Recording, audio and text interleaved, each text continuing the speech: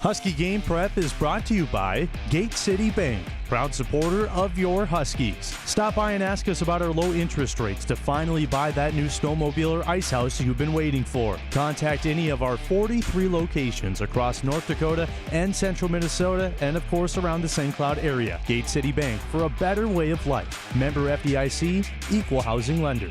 Hello and welcome back into another episode of Huskies Game Prep, brought to you by Gate City Bank. Sam Getzinger here with you, and joining us, a good friend of the show from therinklive.com, Mick Hatton. Mick, how you doing today on this very chilly start to the week? Yeah, we were gone for the weekend, and we came back, and we were having some heat issues at our house that we didn't know about. So we got to deal with that yesterday, but thankfully everything got all fixed, and so we're good to go because that's cold. good. That's good to hear that you got your heat fixed. This is definitely not a time where you want your heat to go out. This past couple of weeks has been just brutal, at least in my eyes, especially up here in central Minnesota. Mick, let's get into some hockey talk here because action was heating up on the ice, and especially for St. Cloud State. They traveled to Oxford, Ohio to take on the Red Hawks from the University of Miami, Ohio this past weekend. It was a pretty interesting series. The Huskies came away with a split against a team that's they've had their number to say the least this year. Again, of course, they put up 8 goals against them earlier this season. But what did you notice from the Huskies this past series against Miami? I actually thought that they played pretty well in both games. And they led 1-0 for the majority of the first game, and then they had a bad stretch there, and they end up losing that game, I think 3-2, and gave up 3 goals in less than 3 minutes, and that's just you can't have lapses like that. I mean, they tried to answer after that, after that 1 goal and made it 2-2, and then they turned around and gave it right back, and that. And they weren't able to get the equalizer, and I thought they outplayed Miami for a good chunk of that game. Miami obviously got some good goaltending. The next night, they were behind, a good chunk of that game, but were able to kind of turn the tables on Miami. They scored 8 seconds apart, with a couple of goals. Kevin Fitzgerald then. With his 3rd game winner, you stop and think about that. They've won 12 games, and Fitzgerald's got 3 game winners. So Kevin's having an important season for St. Cloud State. But I thought overall they played pretty well. Not the results obviously they were looking for. They moved into 2nd place, but UMD ended up getting swept at Western Michigan. So they. They had a chance to do a little bit more damage, give themselves a little bit more cushion, up against Western Michigan. That didn't happen. It's a very tight race here down the stretch, with North Dakota, St. Cloud, and UMD all within a few points of each other. Yeah, I wanted to touch on that a little bit more. This weekend saw a lot of moving around in the NCHC. Of course, St. Cloud was not in the 2 spot entering the weekend. They potentially could have bounced a little closer to UND. That's, I believe, 4 points ahead of St. Cloud State heading into this upcoming week. And UMD, you mentioned it, got swept on the road at Western Michigan, a team that's kind of been sneaky good so far this year, even though the record may not show it, off to a slow start this season. But as we go down this final stretch of the season, only a couple of games left for every team in the NCHC. Do you think we could see a little bit more moving around all 1 through 8 spots? Do you think? I think it's going to be tough, to knock North Dakota out at this point. 4 points with, in St. Cloud State's case, they only have 3 games left, and North Dakota, I believe, has played 1 fewer game than St. Cloud State. So that's an awfully tough hill to climb. And St. Cloud's got Colorado College, team that was they had to come big time from behind to beat them earlier this season, and then they end up with a home and home against UMD. So I have a hard time believing anybody's going to knock North Dakota out of there. Nebraska Omaha, they swept Colorado College over the weekend, and they're still in the mix there for they could wreak some havoc here down at the end of it. At the bottom of the conference, I think Miami and CC are probably going to be locked into those bottom 2 spots.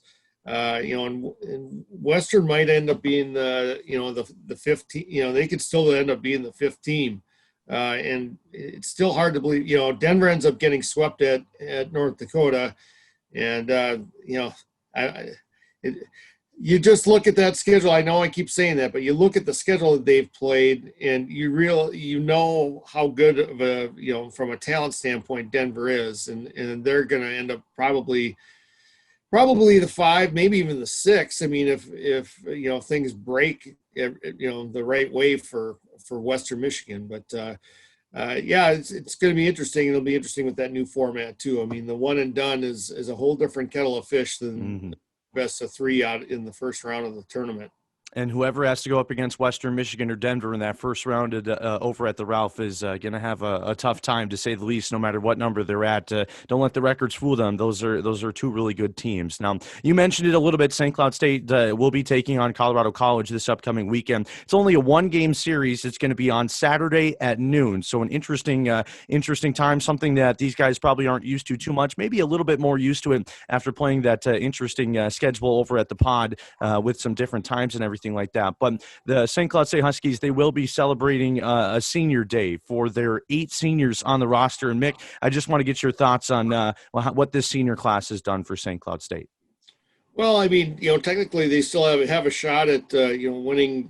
I think it's 3 conference titles in 4 seasons. I mean, we just laid out how that's unlikely, but it's still out there. I mean, that they could possibly do that. Stop and think about that for a while.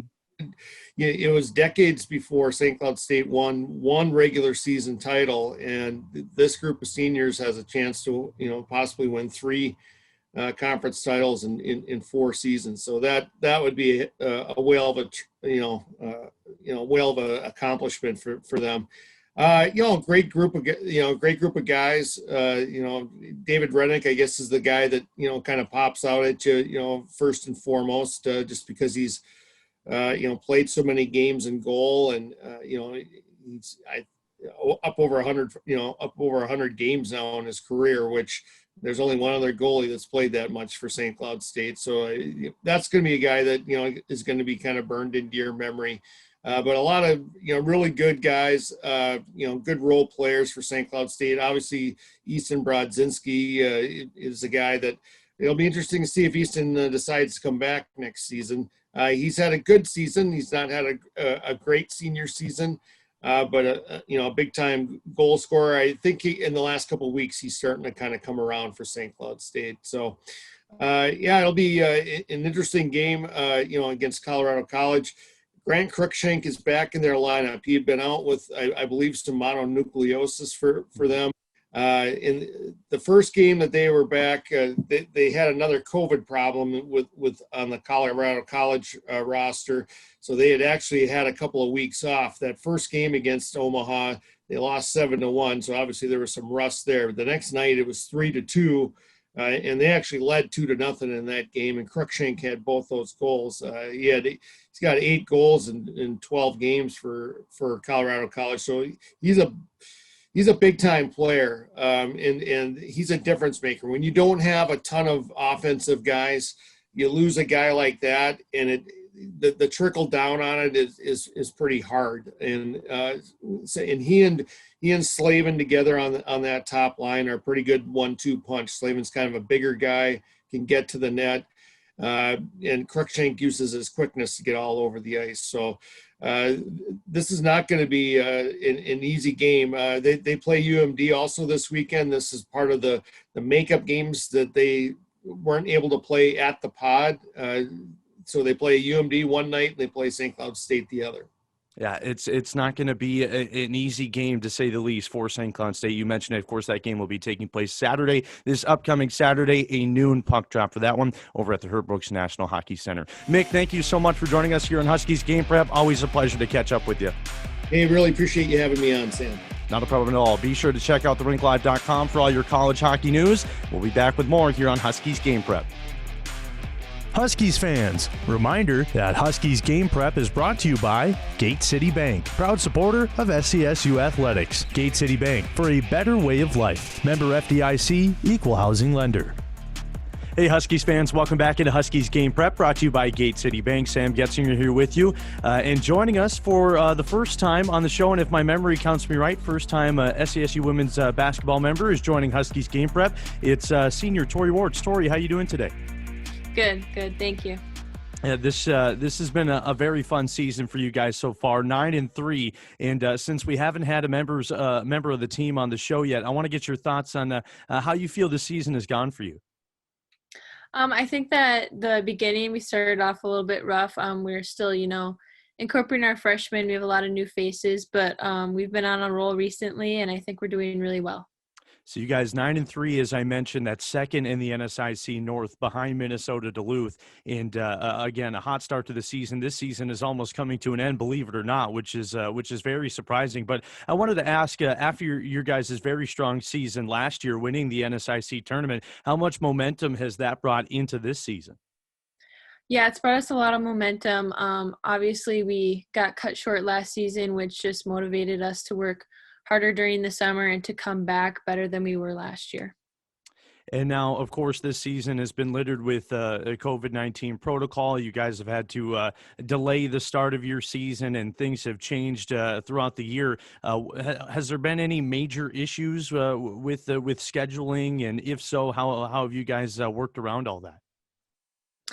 Yeah, a couple of our weekends got canceled, and that's always a bummer.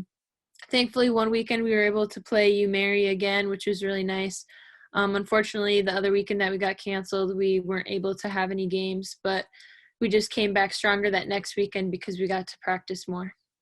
And now, Tori, I want to touch on your season a little bit.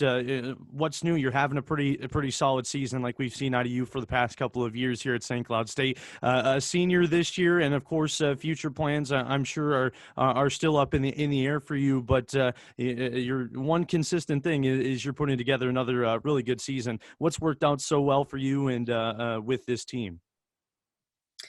Just as in the past, as it is this year, we have multiple people who can score, and it's really nice where we're able to pass each other the ball. There's not too much pressure on any one of us because we know our teammates are able to pick us up, and that's what really helps. And what's it been like to play collegiate basketball with your sister? Now, I'm not mistaken, it is your sister, correct? What's it like being able to experience that? Yeah, it's been super fun.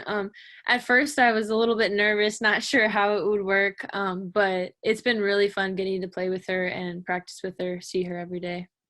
Well, that's very cool. And now, Tori, before we let you go, again, the regular season is coming to an end. Your time at Hollenbeck Hall for the year is done, but you're going to travel to UMD this upcoming weekend, and UMD, very solid basketball team, off of your time here at St. Cloud State. Give us a little scouting report on them, and what do you guys need to do to come away with a couple of wins? Yeah, obviously they're a very good team. We just need to play with a lot of energy against them, and we need to keep up our defense because that's been what's really working for us lately. And then if we just knock down a few shots, hopefully we can get a couple of wins. Well, there you go. Hopefully you guys can. The St. Cloud State women's basketball team traveling up to the University of Minnesota Duluth this weekend to take on the Bulldogs in a big NSIC North matchup. Tori, thank you so much for joining us here on Huskies Game Prep. We'll let you head on out, and best luck this weekend. Thank you.